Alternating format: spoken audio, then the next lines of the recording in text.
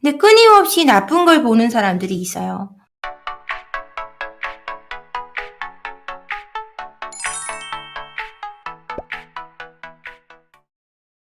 그 문제가 해결돼서 가정이 원상 복귀되는 분들의 공통점은 마음 여유 있다는 거예요. 내가 어차피 용서를 하기로 했고 돌아오기를 기다린다면 편하게 먹겠다. 그래서 나를 다스리는데 최선을 다해갔다고 그 태도를 취하시는 분들은 회복이 빠르고 굉장히 빨리 자기 자신을 찾아가고 또 행복해지지만 선택은 했는데 감정적으로 따라오지는 못하는 분들은 계속해서 힘들어 하신다는 거죠. 물론 제가 더 잘 도와야 된다는 건 알지만 제 상담 자체도 사실은 시간이 필요하고 따라오시는 분의 속도에 따라서 나아지는 정도에 따라서 굉장히 많이 좌우가 되거든요. 여러분들이 남편분이 집을 나가셨고 아내분이 나가셨는데 기다리고 있다면 제가 하는 상대방이 하는 태도의 반응에 대해서 그렇게 빠르게 대응하지 말라는 말씀을 우선 드리고 싶어요. 내가 선택한 거에 중심을 잡고 가셔야지 상대방의 행동이나 말에 대해서 자극을 받고 거기에 그때그때 반응하면 절대로 여러분들이 원하는 걸 얻으실 수가 없어요. 그렇다고 또 그걸 꼭 얻어야 되는 것도 아니기도 하죠. 여러분들의 선택이 달라지기도 하니까요. 하지만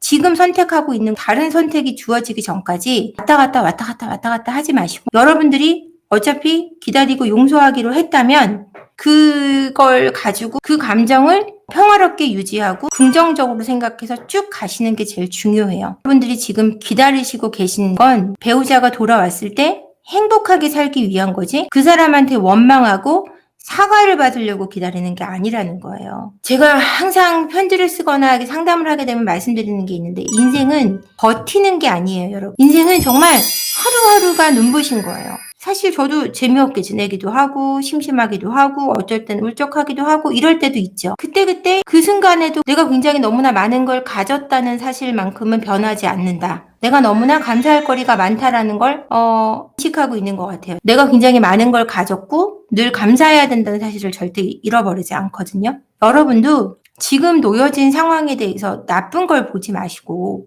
남편이 나갔고 아내가 집을 나갔다고 해도 그게 최악의 케이스는 아니라는 걸 그리고 그 안에서도 내가 가진 것, 내 최선의 것, 최고의 것을 선택하고 바라볼 수 있다라는 거죠. 근데 끊임없이 나쁜 걸 보는 사람들이 있어요. 제가 지금 가끔 말씀드리는 자동사고, 부정적 자동사고에 대해서 얘기를 해야 되는데요. 여러분들이 어떤 일을 직면했을 때 거기에 떠오르는 부정적인 생각, 자기에 대한 어떤 감정, 느낌? 생각이 감정으로 이어지잖아요. 그 생각이 여러분들의 감정을 좌우하게 돼 있는데 그 생각 자체가 부정적으로 스치는 생각이 있어요. 예를 들자면 제가 엄마랑 어저께 점심때 중식을 먹으러 갔었어요. 뷔페를 갔는데 엄마가 제가 음식을 퍼다 드리니까 아니 접시를 갖다 놓고 먹으면 저 사람들이 욕을 할 거다. 엄마가 그러는 거예요. 그 많은 사람 중에 엄마나 저한테 또는 제 아들한테 신경 쓰는 사람은 없어요. 우리만 신경 쓰고 있는 거거든요. 근데 우리 엄마는 너무 많이 먹어서 저 사람들이 날 욕하겠다. 접시를 집어가는 웨이터 분한테